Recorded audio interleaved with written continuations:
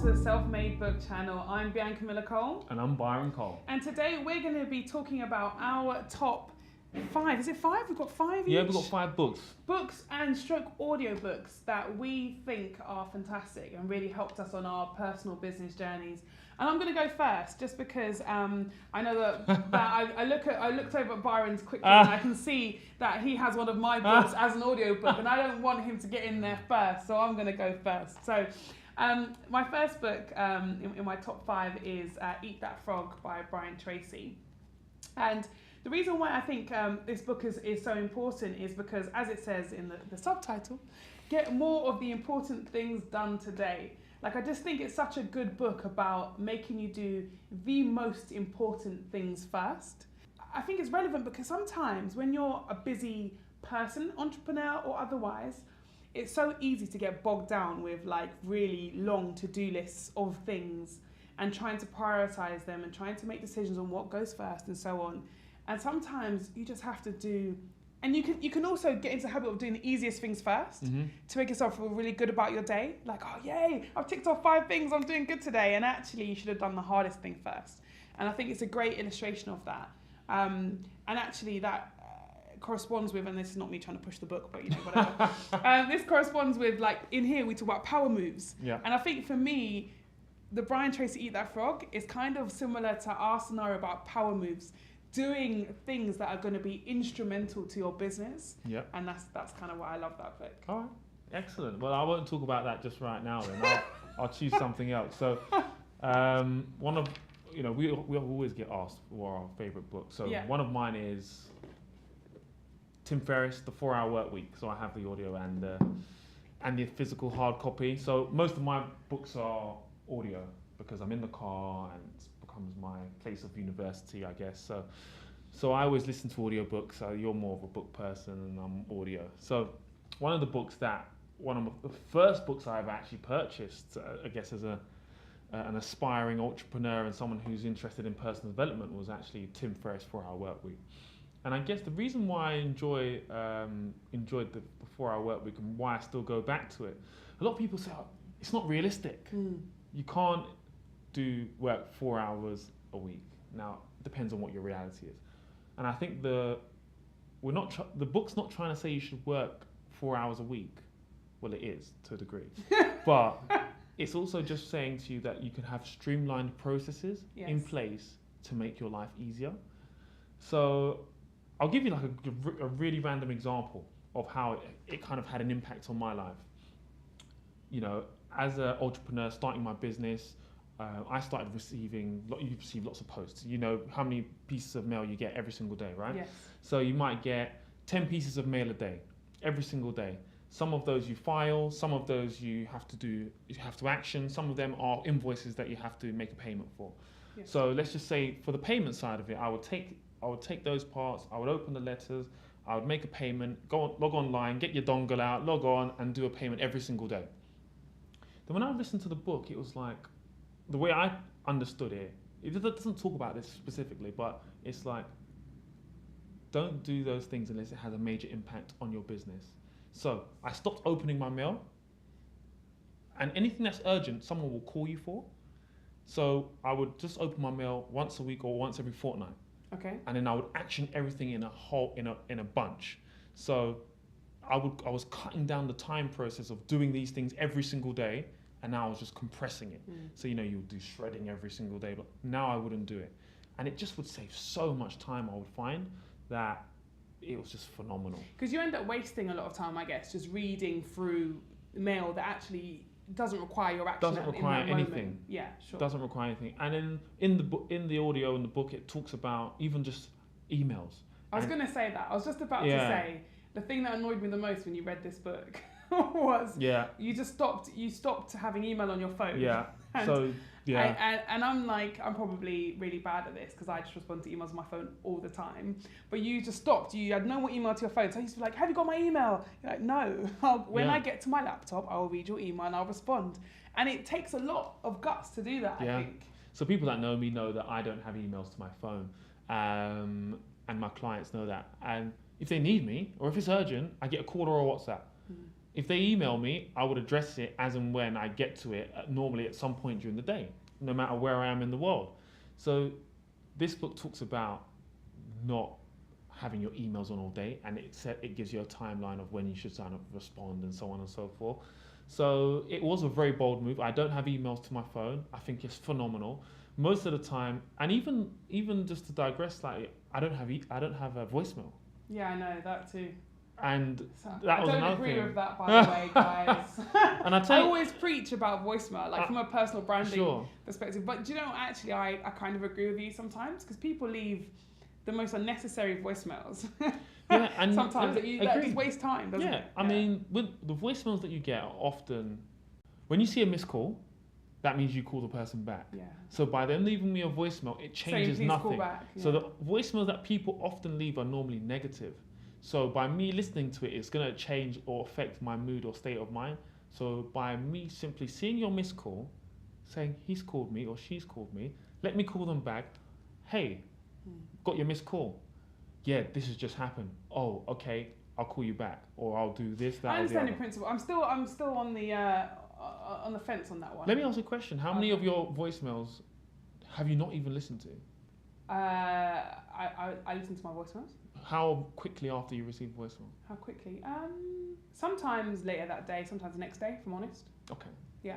But I think I think it also depends on what stage you are in your life and your career. Sure. So I think a lot of the time I say to people when I'm doing like a personal branding session that it's important to have a voicemail and a personalized voicemail because there are times where, especially if you're looking for a job, you miss that phone call from that withheld number and you don't know the number and you haven't got a voicemail. They call the next candidate, and I feel like you have then missed an opportunity. In circumstances where you need to be available and but you might not be available. Yeah. But there's never often an opportunity where if you don't pick up the phone, it's going to be missed. I agree. And I think that's changed for me now. I think now actually the reality is most of the voicemails I get, to be honest, are quite pointless. Like people are like, "Oh, Bianca, can you give me a call back?" And I know I've seen their number, I've got their number, I'll call them back. And those who don't have my number probably don't have it for a reason, and will call the office or will send me an email. Yeah. So I understand that, but I think the bigger picture for me is that actually having that access, that accessibility, and having that personal branding voicemail thing, I think is quite important. Yeah, no. But I understand it depends some on of what you're circumstances. saying. Yeah, it does. Yeah. Agree. And I've not looked back. I've enjoyed not having voicemail and emails to my phone for many years. Yes. And it will continue. And it's working for you. Next one. All right. So the next book I've got is actually Thrive by Arianna Huffington. I'll be honest and say I haven't finished this book yet, but I brought it because I like it. I really like it so far. Okay. And I think what's interesting is I've got three actually that are kind of autobiographical books that I've enjoyed. Yeah. And the reason why I enjoy it is because I think there's so much information in most people's personal journey.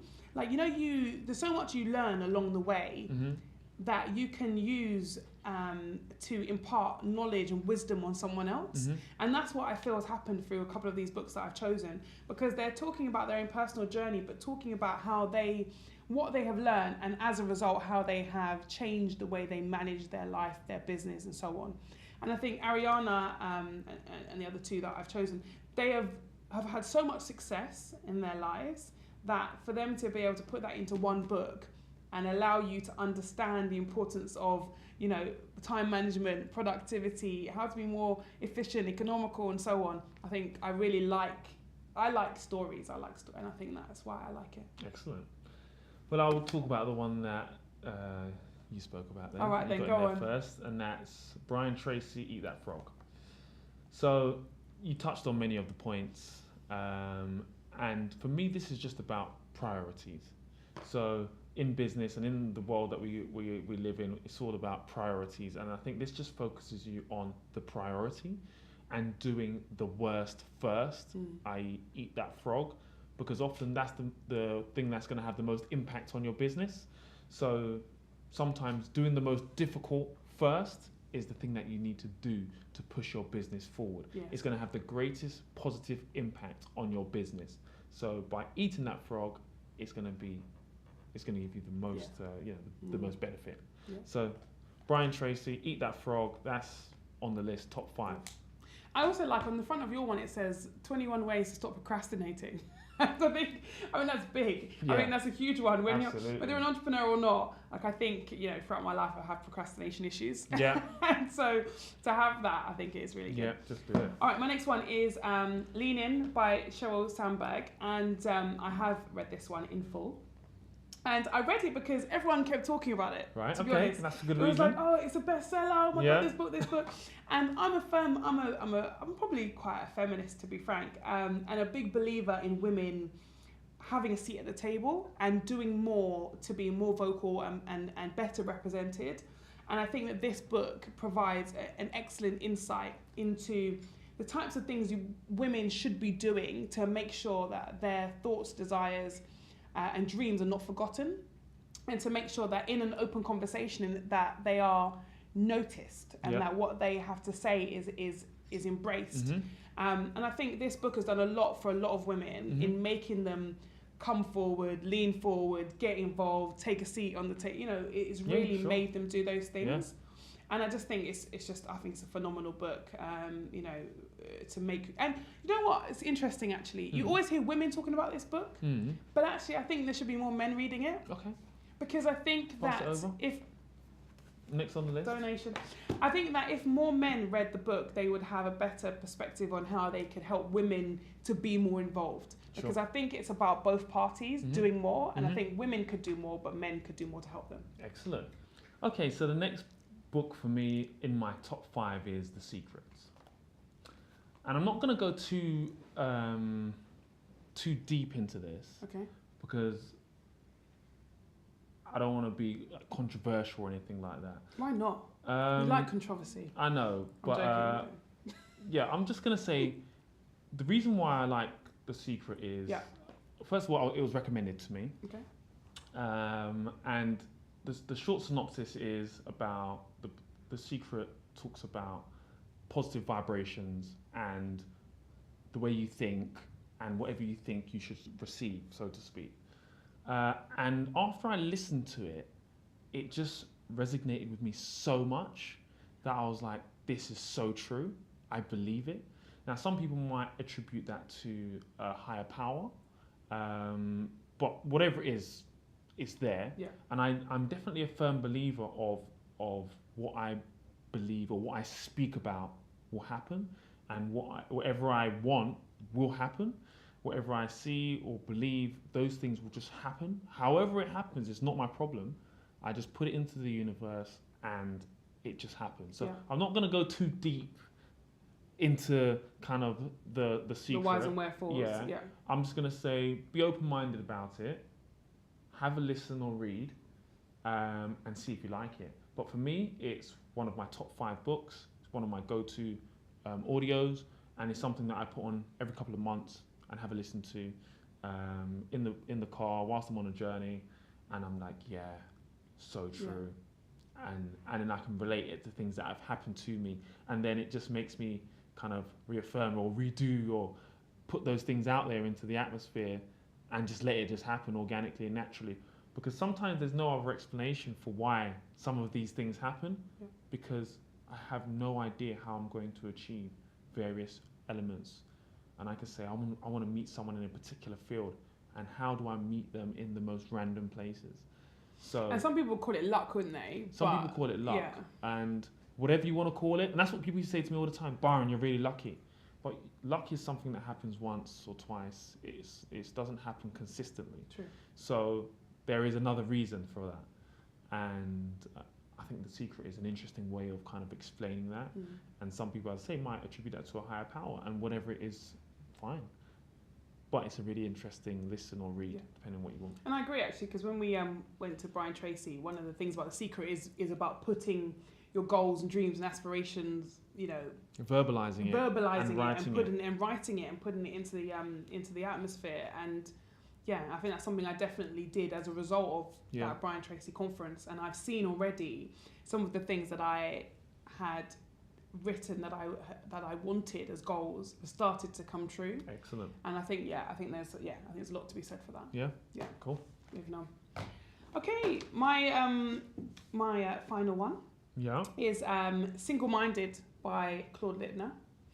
And I have a lot of respect for this man, actually, just in general. So obviously I met him on The Apprentice. He's been a very strong supporter and advocate of the work that I do, but that's not the only reason why I respect him. I read this book, and I think there's so much about him that you just don't know. Really? Because on The Apprentice, he's just like, Lord Sugar's right-hand man. Yes. I was going to call him a side man. That's not the right. Yeah, right-hand man. Right-hand man, and so you kind of just think that's all he has. Mm-hmm. But actually, when you read this book, you really get to understand the experience, the breadth of experience this man has, and the way he's started from, a relatively small, retail store to football teams, to working with Lord Sugar, to building a fantastic organisation, to having, fantastic children, a great family, all of the things that I guess fundamentally any successful person wants in life, really.